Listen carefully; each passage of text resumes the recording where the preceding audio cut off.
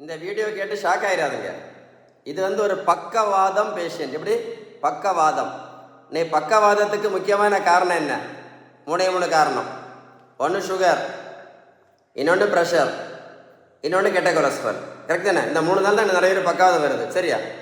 நீ இன்னைக்கு நிறைய பேர் பார்த்தீங்கன்னா சுகர், ப்ரெஷர், கொலஸ்ட்ராலுக்கு மாத்திரையும் ஒழுங்காக தான் எடுத்துகிட்டு இருக்காங்க. பிளட் டெஸ்ட்டு எல்லாமே நார்மலாக தான் இருக்குது. அப்படி இருந்த பிறகு கூட எப்படி மாத்திரையும் ஒழுங்காக தான் எடுத்துகிட்டு இருக்காங்க, ரிப்போர்ட்டும் நார்மலாக தான் இருக்குது. அப்படி இருந்த பிறகு கூட இன்றைக்கி நிறைய பேர் பார்த்தீங்கன்னா பக்கவாதத்தில் இருக்காங்க. ரிப்போர்ட்டும் நார்மலு, மாத்திரையும் ஒழுங்காக எடுத்துருக்கு. ஏன் வந்துச்சு? அப்போ வந்திருக்க கூடாது இல்லை, அப்புறம் ஏன் வந்துச்சு? யோசிச்சுக்கிடுங்க, சொல்லித்தரேன். ஓகேவா? ஏன் அப்படின்னா மருத்துவத்தில் உள்ள ஸ்டாண்டர்ட் புத்தகம். என்ன புத்தகம்? ஸ்டாண்டர்ட் புத்தகம். Harrison, HARRISON. அந்த புத்தகம் என்ன சொல்லுதுன்னா, இந்த இன்சுலின் ரெசிஸ்டன்ஸ்னால தான் என்ன வருது? பக்கவாதம் வருதுன்னு சொல்லுது. என்ன பண்ணுதுன்னா, இந்த இன்சுலின் ரெசிஸ்டன்ஸ் என்ன பண்ணும் தெரியுமா?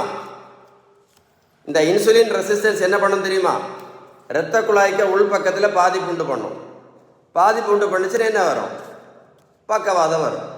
புரிஞ்சிருக்கோன்னு நினைக்கிறேன். ஆனால் அப்போ இந்த பக்கவாதத்துக்கு காரணம் என்ன?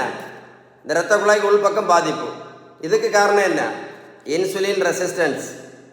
நீங்கள் மாத்திரையை ஒழுங்காக எடுத்தாலும் சரி, உங்கள் ரிப்போர்ட் நார்மலாக இருந்தாலும் சரி, இதை சரி பண்ணணுன்னா ஒரே ஒரு வழி தான். இதை சரி பண்ணணுன்னா கரெக்டு ட்ரீட்மெண்ட் ஒன்றே ஒன்று தான்.